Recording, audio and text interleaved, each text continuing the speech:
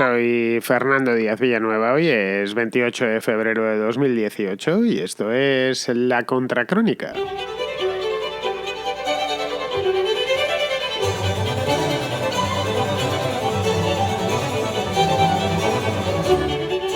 Cualquiera que se hubiese ido de España hace 2 años y regresase hoy, una de las cosas que advertiría, de las principales, es que ya nadie habla de Podemos. Hace 2 o 3 años era el tema de conversación por excelencia, un tema que se reproducía entre amigos, familiares, cenas de empresa, etcétera, etcétera, etcétera. Primero vinieron las elecciones de junio de 2016, luego ya, muchos meses más tarde, la investidura de Rajoy, y luego una larguísima guerra interna que se ha saldado con varias purgas y que, por supuesto, no ha concluido todavía.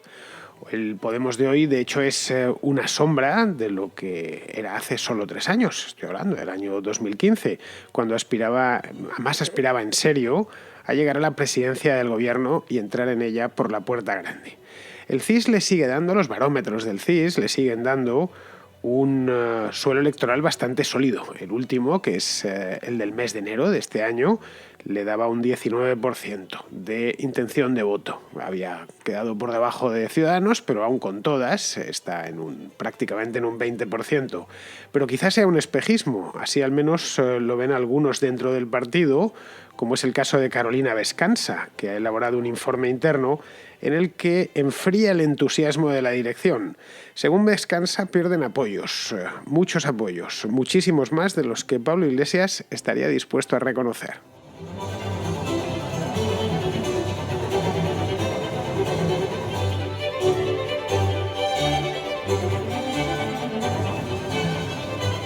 Podemos es la velocidad hecha partido, es un partido que lo ha hecho todo rápido. Nació en el mes de enero, acordaos, en el mes de enero de 2014, hace ya justo acaban de cumplirse sus primeros 4 años de historia, y en el mes de mayo de aquel mismo año ya había colocado 5 eurodiputados en el Parlamento de Estrasburgo. Eso no se había conocido nunca antes, un partido recién aparecido. Bueno, sí, hubo un caso. Fue el de la agrupación aquella de electores de Ruiz Mateos, me lo comentaba el otro día Gonzalo Altozano, que había reparado en el hecho ese de que acababan de aparecer y metieron, no sé si fueron 1 o 2 eurodiputados, y que además el logotipo de la agrupación aquella de electores de Ruiz Mateos era también la cara de Ruiz Mateos silueteada, lo mismo que el logotipo del primer Podemos era la cara de Pablo Iglesias silueteada. Fue un detalle en el que no había caído y me lo comentó mi amigo y socio Gonzalo Altozano hace, pues creo que fue cosa de 1 semana o por ahí. Bueno, esto sucedió, 4 o 5 meses después de haber nacido. A partir de ahí, de ese momento, su nombre pues fue de boca en boca, de plató en plató, de estudio de radio en estudio de radio, estaban en todas partes, en las noticias, en redes sociales, en todos los sitios, y solo unos meses más tarde, es decir, a lo largo de ese mismo verano, pues habían pasado de ser el partido revelación, los frikis, como les llamaban algunos, creo que fue uno del PP el que lo dijo, a ser candidato serio a ocupar el gobierno cuando Rajoy saliese en las siguientes generales, que eso era algo que en el año 2014 se daba prácticamente por seguro, que no iba a conseguir ni en broma conseguir mantenerse en el poder. Ya había pasado la crisis, le había pasado por encima y era lógico que su estrella se apagase. Como vemos, 4 años después, vemos que lo último que se pueden hacer en este oficio son predicciones. Una vez más, lo digo y no me cansaré de decirlo, y aquí tenemos una de las predicciones fallidas. Rajoy se va a ir, pues bien, no se ha ido, le tenemos todavía. Si os acordáis, aquello era el fenómeno Podemos. De hecho, salió un libro incluso, creo que lo sacó Debate aquel verano, el verano de 2014, que se llamaba así, El fenómeno Podemos, y lo tenía todo, era gente joven, en su mayor parte desconocidos para el gran público, quiero decir. Los más interesados en cuestiones políticas sí que habían oído hablar de ellos, pero vamos, tampoco eran muy conocidos, que triunfaban en los debates de televisión y se hacían los amos de las redes sociales, los amos indiscutibles, y lo han sido hasta hace relativamente poco tiempo. 2015 fue su año. En las municipales se hicieron con un puñado de alcaldías importantes, entre ellas las de las 3 principales ciudades de España, que son Madrid, Barcelona y Valencia, y entraron en todos los parlamentos regionales. En fin, si nos viajamos en el tiempo y nos vamos a 2015, al mes de febrero de 2015, lo que nos encontramos es que el barómetro del CIS le está dando como ganador de las elecciones y que Pablo Iglesias era literalmente imparable. iba a pasar de la calle a la Moncloa. Yo creo que ni Felipe González había conseguido algo semejante 40 años antes. Felipe llegó a Madrid y tuvo que comerse perder 2 elecciones antes de conseguir llegar a la Moncloa ya a finales de 1982. Bien, la cuestión es que llegaron las elecciones, las del 20 de diciembre de 2015, pero Podemos no ganó. Quedó tercero con un resultado francamente bueno para un partido debutante como era Podemos. Recordad que para aquellas elecciones no había cumplido todavía ni los 2 años de edad y, bien, ningún otro partido había hecho jamás en la historia de España una machada semejante. Entonces se presentaban, nada más venían con resultados buenos en las municipales y las regionales, pero no ganó. No habían ganado, era algo que se esperaba, si no ganarse al menos tener opciones de gobierno, y opciones de gobierno tenían. Habían quedado terceros no empatados, pero casi empatados con el Partido Socialista y bueno, tenían posibilidades de llegar a la Moncloa. La cuestión es que fueron bastante torpes, tanto los socialistas como el propio Pablo Iglesias, como prácticamente todos menos Rajoy, que fue el único hábil en esos meses, fueron torpes y no consiguieron sacar adelante un gobierno. Se juntaron varias torpezas. Y el hecho es que, tras varios meses de parálisis política, que coincidió además justo cuando nació este programa, La Contracrónica, en aquella época acabamos de hacer 2 años, 2 años haciendo el programa, muchos de vosotros os habéis ido incorporando en este tiempo, pues tras esos meses, que fueron del mes de enero al mes de junio, decidió Rajoy que lo mejor era convocar elecciones, porque no había manera de formar gobierno, y se deshizo con dificultad, y de aquella manera se deshizo ese bloqueo. Podemos no gobernaría, al menos esta legislatura, la presente. Era algo que ya a partir de junio de 2016 todos sabíamos que tendría que esperar a la siguiente ocasión. Y fue en ese preciso instante, justo en ese momento, en la misma noche electoral del 26 de junio de 2016, cuando la cosa empezó a desinflarse. La guerra había empezado antes, unos meses antes. Hay programa y hay contracrónica al respecto porque ya la hacían en aquella época. No sé si en el mes de abril y mayo ya andaban tirándose los trastos en la cabeza, aunque de manera muy disimulada. Pero se visualizó, o la visualizamos todos, desde luego, a partir de aquella noche la noche de autos, la noche de los muertos vivientes, que estaban todos delante de las cámaras, de los fotógrafos, con una cara como si se les hubiera muerto alguien. Y la verdad es que se les había muerto alguien, se les había muerto la posibilidad de llegar al poder, al menos inmediatamente, y eso no lo podían tolerar. La cosa es que se formaron 2 bandos, los paulistas por un lado y los arrajonistas por el otro, que terminaron llegando a las manos en lo que fue el Congreso de Vistalegre II, hace justo 1 año, en febrero del año pasado, y terminó ganando. ¿Quién terminó ganando? El que mandaba. Es decir, Pablo Iglesias, que era el que llevaba la mayoría de representantes a ese congreso y además el que tenía el poder en aquel momento y lo sigue teniendo. Desde entonces, y ha pasado ya más de 1 año, la purga no se ha detenido. Empezó en aquel momento y han ido haciendo purgas puntuales. La purga principal del aparato se hizo en febrero de 2017, justo hace 1 año, y desde entonces se han ido haciendo y practicando mini purgas, mini sangrías en distintas partes del partido. Así que en poco más de 1 año y medio Podemos ha hecho, yo creo que más reestructuraciones internas, tanto a nivel nacional como a nivel regional, que el resto de partidos juntos. Si echamos un vistazo, hay una manera que se ve de un modo muy claro, que no engaña, que es la bancada parlamentaria. Si vemos una fotografía de la bancada parlamentaria de enero de 2016, cuando acababan de sentarse por primera vez, estoy hablando hace 2 años exactos, y vemos actualmente la bancada parlamentaria de Podemos, parecen 2 partidos distintos, si no fuese porque Pablo Iglesias está ahí. Es más, si en la foto no aparece Pablo Iglesias porque se ha ido, qué sé yo, al servicio, a hacer aguas menores y en ese momento no está sentado en su escaño, pensaremos que son 2 partidos diferentes porque no coincide apenas ninguna cara. De hecho, de los fundadores, creo que solo queda él, de ese equipo fundador del momento inicial, del lavapiés, de cuando el partido nació como tal año 2014, sin tener mucha seguridad de que fuesen a sacar nada de las elecciones europeas. Bueno, la cosa es esa, es decir, a este punto han llegado con tantas purgas internas que es un partido irreconocible con respecto a hace solo 2 años. Ya está. ¿Y todo por qué? Pues nos preguntaremos, ¿por qué han hecho esto? Tampoco era necesario ser tan estricto con la obediencia. La obediencia es algo que se tiene en todos los partidos porque son como son estructuras piramidales y tremendamente monolíticas, y manda el que manda y los demás obedecen, pero se toman más tiempo, no sé, o lo hacen quizá de otras maneras, aceptan baronías. Pues no, el caso de Podemos no es así.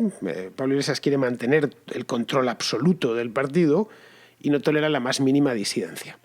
No admite baronías, a diferencia de otros partidos que las tienen. Tanto el Partido Popular como el Partido Socialista han tenido a lo largo de su historia reciente, varones muy poderosos. Tenemos ahí el caso de Pedro Sánchez con, en este caso, baronesa, la baronesa Susana Díaz en Andalucía, y tienen que convivir de esta manera. A fin de cuentas, mientras no se tenga el poder que da el Boletín Oficial del Estado, dentro de los partidos, no decir pluralidad es decir mucho, pero sí al menos algo que se le parece. Pues bien, eso en el Podemos actual no existe. Tampoco permite Pablo Iglesias, vamos, eso ni en broma, que nadie destaque lo más mínimo. Es decir, que haya la más ligera sospecha de que venga otro y le haga sombra. Bien, esa es la realidad. ¿Es parecido a otros partidos? Y sí lo es. Lo sorprendente en Podemos es que ha sido extraordinariamente rápido y que además la disciplina del partido se observa la disciplina dentro del aparato se observa de una manera rigurosa. Para ello, evidentemente, ha tenido que rodearse de un consejo de incondicionales que velan por el líder y aplauden todo lo que diga, pero aplauden hasta romperse las manos.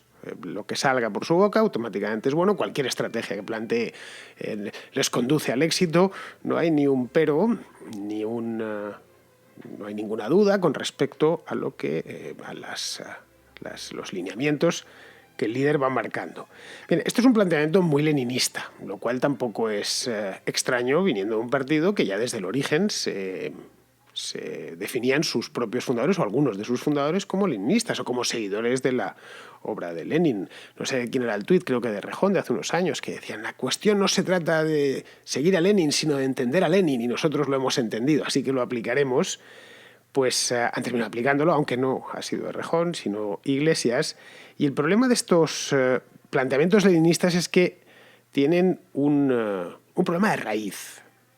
Es decir, cuando no se detenta el poder, cuando no se tiene el BOE en una palabra y no se está en posición de repartir cargos y prebendas a costa del presupuesto, pues lo que se consigue es una desafección masiva. Para empezar, bueno, pues no se puede premiar a todo el mundo ni contentar a todo el mundo.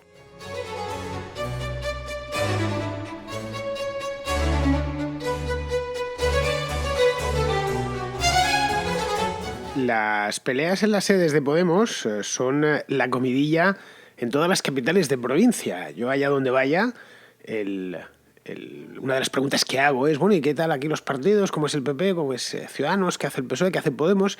Todos me cuentan, en cualquiera, da igual el sitio al que viaje en España, siempre me dicen lo mismo. Los de Podemos están peleados. Hay esta facción y la otra, entonces no se pueden ni ver, y me cuentan algunas interioridades de las que se han enterado. Pues fulanito, claro, yo no conozco a la nomenclatura local de Podemos y no sé de quién me están hablando, pero vamos, me puedo hacer una idea porque es perfectamente reproducible desde Andalucía hasta Navarra. Es decir, el hecho es que el partido está muy fracturado, y fracturado en todo tipo de banderías, es la palabra correcta, banderías provinciales, banderías regionales, pero que no terminan de subir hasta el aparato central, es decir, hasta los cuarteles generales de la calle Princesa, donde no se pelean, porque allí no queda nadie sin purgar. Es decir, no puede haber pelea, ya la hubo en su momento y en este momento ya no hace falta. Yo creo que es el único lugar de Podemos donde no hay una pelea interna. Se podría arguir que es bueno que los partidos se peleen entre ellos, y está claro que es bueno que haya debate interno, que haya, bueno, iba a decir democracia, eso me parece demasiado la palabra, no sé si encaja del todo dentro de la idea de un partido, pero sí que haya debate interno. Pero lo de esto no se trata de debate interno, o no propiamente. Hay una parte del partido que se encarga, una parte del aparato que se encarga de purgar cualquier disidencia. Sucede en todos los partidos, pero es curioso que termine sucediendo en el partido que se decía basado o crecido desde abajo, en los círculos, que iba a romper además con lo que era la política tradicional. Aquí pecaron, yo creo que de cierto adanismo, de que con ellos empezaba el mundo. No, la política siempre fue igual, o simplemente algunos de ellos lo que pensaban es que estaba bien contar este rollo de los círculos y de la democracia participativa para hacerse con el poder del aparato y, una vez con el poder del aparato, pues rediseñar el partido a su antojo. Es decir, como cualquier partido político que en el mundo ha sido, sin ninguna diferencia. La cuestión es que si nos vamos a cuál es la esencia misma de Podemos hoy, pues básicamente es el pablismo, que es la única doctrina oficial del partido. Los pablistas arguyen en su descargo que los barómetros del CIS les bendicen con expectativas de voto que, si bien no son para tirar cohetes, esa es la verdad, al menos no auguran un desplome. Nos vamos, por ejemplo, tengo delante el barómetro de hace un mes, del mes de enero, los resultados que le han resultado, o sea, la expectativa de voto que les da el Centro de Investigaciones Sociológicas, y lo que vemos es que les está dando un 19%. Eso es mucho, es poco. Bien, las generales del año 2016, las del día 26 de junio, las del gran disgusto, Podemos tuvo un 21,1% de los votos. Luego los sucesivos barómetros, eso sí es cierto, tengo aquí varios, una gráfica con varios, en el que se puede ver que el CIS ha sido bastante bien, suave, bueno, llamémoslo, con ellos. Les está dando siempre en torno al 20% en las de... Por ejemplo, en el barómetro del mes de octubre les daba un 18,5, pues a raíz de lo de Cataluña, pero en el de julio era un 20,3, es decir, en torno al 20% aproximadamente. Y este último mes les ha dado el 19%. Esto, evidentemente, muchos dentro de la casa no se lo creen. Y entre ellos está Carolina Vescansa, que sigue siendo diputada. Lo que pasa es que está condenada al gallinero, que os decía de la bancada, de las fotos de la bancada parlamentaria de Podemos. Ahí está el retrato de la formación. Esta fue purgada en su momento, pero socióloga de profesión, además sigue siendo diputada y sigue siendo, por supuesto, miembro de Podemos y es una de las fundadoras. Pues esta mujer ha hecho su propio barómetro y los resultados que arroja son aterradores.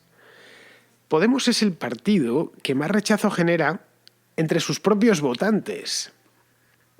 Podríamos decir, bueno, que más rechazo genera. Vale, sí, bueno, podría suceder, no lo sé. Tened en cuenta que lo mismo que ha habido una gran publicidad o propaganda a favor de Podemos, también ha habido mucha contrapropaganda que ha ido contra Podemos, tanto en redes sociales como en periódicos. Ahí ha habido cabeceras que se han dedicado los 2 últimos años a ir contra Podemos y eso por algún lado tiene que salir, ¿no? Al final.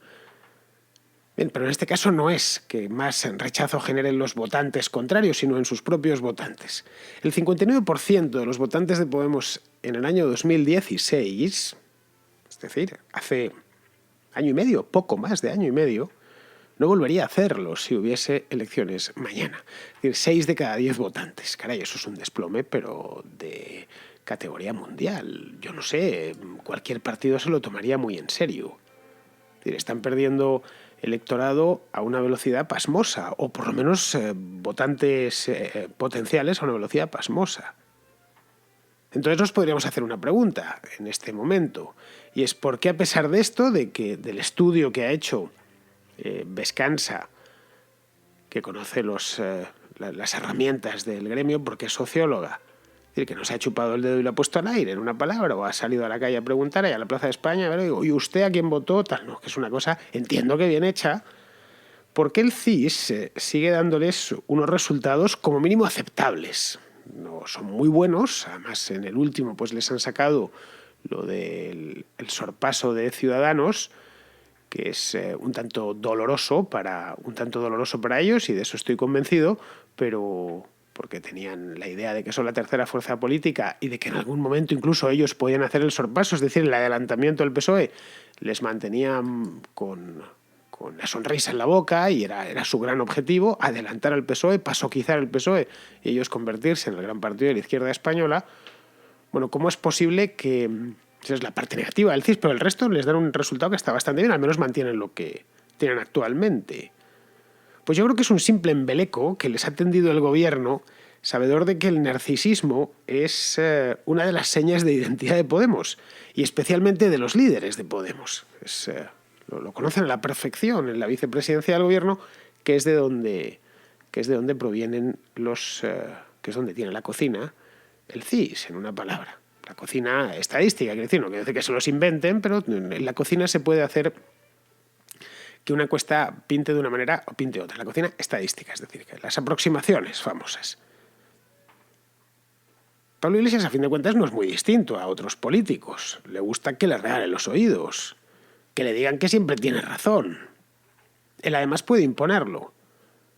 Y de hecho lo lleva imponiendo desde hace un par de años. O no un par de años, pero sí, desde luego, con toda su fuerza, desde hace un año.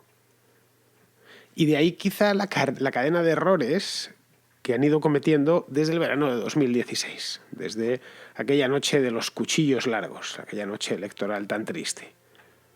Y claro, como a perro flaco todos son pulgas, cuando se encontraban ya en pleno declive y no hablaban de ellos en la televisión, y aunque montasen el enésimo circo en el Congreso, porque el fenómeno Podemos incluía un componente mediático muy potente, que se ha perdido bastante, yo creo que por falta de interés, obviamente, las televisiones no dejan de dar y los periódicos no dejan de hablar de lo que la gente quiere leer o quiere ver o quiere escuchar, y al perder el momento, pues han dejado de dar tanta información como había en los periódicos o en las televisiones hace solo 2 años.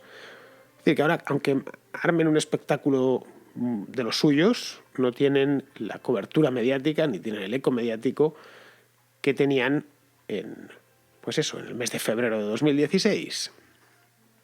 Ojo, también es cierto que ellos han gripado a la máquina, que fueron demasiado deprisa como en todo. Bueno, pues en medio de esto, de este declive, sucedió lo de Cataluña, que a mi juicio ha sido el tropiezo definitivo, el más importante de todos. Esto ya lo comenté en su momento, el año pasado hice un programa sobre este tema. Yo creo que no entendieron bien la naturaleza del desafío que planteaban los independentistas. Y se quedaron primero en tierra de nadie y luego pasaron a engrosar de manera disimulada, eso sí, el bloque nacionalista, que es más o menos por donde paran ahora. Caray, en un momento en el que había que tomar partido, no quedaba otra. No cabían las medias tintas, la posición era bien clara, o se estaba a favor o se estaba en contra de declarar la independencia, no había mucho terreno entre medias, pues primero no lo hicieron y luego escogieron el bando equivocado. O al menos el más costoso en apoyos. Para ellos, evidentemente, no sé, quizá desde el punto de vista de sus propios principios e ideas era el adecuado, pero haciendo cálculos políticos, el que menos les interesaba. Y esto es lo que creo que la cosecha la están empezando a recoger ahora. Y claro, como con esto, con todo. Su desconexión con el votante medio de izquierdas es ya absoluta, o camina hacia lo absoluto. En fin, ellos verán, les queda poco más de un año para las siguientes elecciones, que serán en mayo del año 2019, que habrá municipales y regionales, y solo entonces sabremos si su tiempo ha pasado.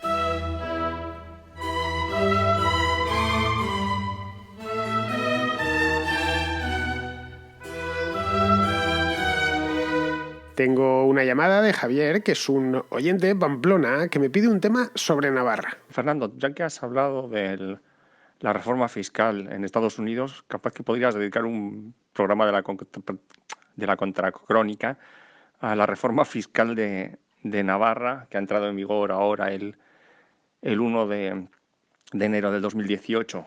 Y, bueno, que no es precisamente algo que haga de Navarra una comunidad autónoma de privilegiados. Bueno, no sé, creo que es un tema de actualidad que no sé si los medios lo han mencionado suficiente. Pues mira, Javier, sobre Navarra hice un programa en la misma Navarra, allí, de cuerpo presente, con mi amigo Simón hace un mes. Estamos a 28 de febrero, pues te lo hice el 24 de enero, recuerdo a la perfección, el 25 de enero concretamente. El programa del día 25 de enero, búscalo, lo tienes sobre Navarra. No hablamos de la reforma fiscal que salió este año, lo hicimos sobre el gobierno de Uxue Barcos, hicimos un balance en general de los gobiernos del cambio en Navarra y en Pamplona también a lo largo de los últimos 2 años y pico. De la reforma fiscal en Navarra no he leído mucho, he leído algo por encima y sé que algunos impuestos han subido y elimina deducciones. Creo que la deducción por los planes de pensiones me pareció leer hace unos días, pero poco más. Tampoco me parece extraño, es lo normal viniendo de quien viene. Pero bueno, en un año, como decía antes, tenéis elecciones. En fin, vosotros mismos. Bien, ayer os hablaba del Mobile World Congress de Barcelona y a raíz de este programa, Mateu, que es un oyente menorquín pero que vive en Zúrich, que vive en Suiza, pues me acaba de dejar un mensaje. Os lo he escuchado y he dicho, me viene que ni al pelo para el programa de hoy. Y en este mensaje me hace una crónica en primera persona del Mobile World Congress, pero no del de este año, sino del de hace, pues del año 2012 concretamente, hace unos... estamos en 2018, pues 6 años. El tema es de que yo casualmente estuve trabajando en la Mobile World Congress como promotor, no sé cómo se le llama, bueno, iba en calidad de ingeniero, de estudiante, para Telefónica. Y yo estuve en el año 2012. Bueno, pues en el año 2012 ya se armaba jaleo. Yo me acuerdo que estábamos dentro del congreso y no sé si fue el segundo día, rápidamente se encontraron que no podíamos salir del recinto de la FIRA porque parece ser de que, bueno, había una manifestación y que, bueno, que no dejaban, que por seguridad no dejaban salir. O sea que yo ya lleva la Mobile World Congress recibiendo palos desde el año 2012. Me acuerdo que incluso se quemaron motos y tal. Bueno, se montó una. No, me acuerdo que tuvimos que salir por la puerta de atrás, por un recinto de atrás. Un montón de gente que no hablaba castellano, que estaba perdidísima. Tuve que yo estar orientando a la gente para que les dijese dónde estaba la entrada del metro, porque claro, por esa zona jamás nadie había salido. Bueno, un bochorno de escándalo. Y te hablo, insisto, en el año 2012. O sea, que quiero decir que desde el año 2012 ya están recibiendo palos los de la Mobile World Congress y aún siguen allí. O sea, que sin duda alguna es digno de admiración que aún aguanten con la que está cayendo. O sea, que mira, en fin, lo de España es que es de verdad, mira, es que es en fin, es de estas cosas que nunca entenderé, que son ganas de pegarse un tiro en el pie. Pero bueno, ya sabes cómo está el país, así que tampoco no nos vamos a extrañar. Bueno, Mateu, pues por algo a Barcelona hace un siglo la llamaban la Rosa de Fuego, no era casual. Es ciudad dada al guirigay, al zambapalo, a la mariona y a la bilipinti, que diría el diablo cojuelo. Lo que me ha dolido especialmente es lo de las motos incendiadas. Me he levantado de la silla al escucharlo. Así, tal cual, ¿eh? Quemarle la moto a un hombre es casi peor que quemarle la casa. Uno salga de cualquier sitio, incluso del Mobile World Congress, y se encuentra la moto quemada ahí en la acera. Vamos, se me encoge el corazón. En fin, esto es de montar manifestaciones en la feria, esto es solo de Barcelona. Yo en Madrid no lo he visto nunca, ¿eh? Jamás he visto una manifa en la Feria de Madrid. Quizás sea porque queda muy lejos o quizá porque aquí tienen el Congreso, los ministerios y un montón de edificios oficiales ante los que protestar. Entonces no van a estar cogiendo el metro hasta el Campo de las Naciones para ir a manifestarse allí en mitad de ningún sitio, que es donde está la Feria de Madrid, muy bien situada por lo demás entre el aeropuerto y la ciudad, pero no tiene el encanto ese de la Feria de Barcelona, que como bien sabes está en la Plaza de España, al ladito del Paralelo, en la entrada de la Gran Vía. En fin, yo creo que ahora que me cuentas esto y que además viene desde el año, que lo mismo ya en 2011 estaba, pero que veo que es algo constante, creo que estos, los de GSMA, los organizadores del Mobile World Congress, deberían incluir como actividad típica para los congresistas internacionales, los que vienen de fuera, que son la mayoría, una incursión perrofláutica. Perroflautian Barcelona, podrían llamarlo. Yo me ofrezco como guía, Sería algo así, un minibús descubierto, por supuesto, con música de Manu Chao, sonando a toda pastilla. Iríamos desde la feria hasta el Borne, por toda la Gran Vía, enseñando, mostrando, pues aquí pasó tal cosa, aquí tal otra. Luego lo cierras con unos porritos y un calimocho en el Parque de la Ciudadela. Y ojo, habría cola para apuntarse, Pero cola que se pillarían las reservas en el mes de julio del año anterior para pillar el Perroflautia en Barcelona y haríamos todo el recorrido, incluso con Manifa. Pero la Manifa estaría seguro. Esto es como ir al Parque Kruger en Sudáfrica y decir, ¿va a haber leones? Sí, leones. Y elefantes también, eso se lo aseguro. Porque hay tantos que solo basta salir con el jeep y automáticamente aparece algún animal salvaje. Pues en este caso sería algo similar, no habría que contratar extras, ni figurantes, ni nada del estilo. O sea, si sería salir con el autobús, Manu Chao, ya sabes, pim pam, me gusta Barcelona, me gustas tú, y toda la tarde. El tema, yo creo que habría que llevarse esta actividad o la feria un poco más hacia el verano, porque es que ahora hace frío. Fijaos, ayer estuvo nevando en Barcelona y eso, para descubrir el autobús, las manifas, se resienten bastantes. En fin, vamos a terminar, lo hacemos con Pizarro, que nos quiere dar su pincelada personal sobre este tema del Mobile World Congress de Barcelona y sobre su alcaldesa, que es Ada Colau. Ada es una de esas frecuentes bromas de la democracia representativa en las que accede a la gestión de lo público en un momento crítico la persona menos adecuada, gracias al 51% del apoyo de los representantes del pueblo. En Barcelona, las empresas, los trabajadores y los turistas se sobreponen a los payeses catetos de independentismo cerril, a los políticos y sus porcentajes, a los burguesitos de independentismo subvencionado, a los mesetarios de soluciones rápidas y últimamente a los procesistas de toda condición, y en particular a su alcaldesa patana. Se sobreponen, pero no con bríos renacidos, sino con hartazgo y menoscabo. Desde fuera, vemos estupefactos cómo una ciudad que tiene todas las condiciones para ser un faro se obceca en ser una cuadra. Un cordial saludo de Pizarro. Bueno, Alejandro, a esta ya le gustaría tener el 51% de los votos, que no los tiene. En 2015 obtuvo el 25% y es alcaldesa gracias a que, como bien dices, le votaron el 51% de los representantes del pueblo. Son los que se pusieron de acuerdo. En concreto, Ada Colau es alcaldesa de Barcelona gracias a los votos de Esquerra Republicana, del PSC y de la CUP, que le dieron la mayoría absoluta, una mayoría absoluta además muy segura, porque no existe en Barcelona una mayoría absoluta de recambio. Es decir, es poco menos que imposible que la saquen de allí. Gobierna con 11 concejales, pero que puede gobernar con toda la tranquilidad como si tuviese la mayoría absoluta. Muy bien, queridos amigos, pues con esto terminamos el programa de hoy y terminamos también el mes de febrero, que hoy es 28, y ya sabéis que mañana empezamos marzo. Yo marzo, por supuesto, lo empezaré también aquí en la Contracrónica, así que solo faltáis vosotros. Hasta mañana, amigos.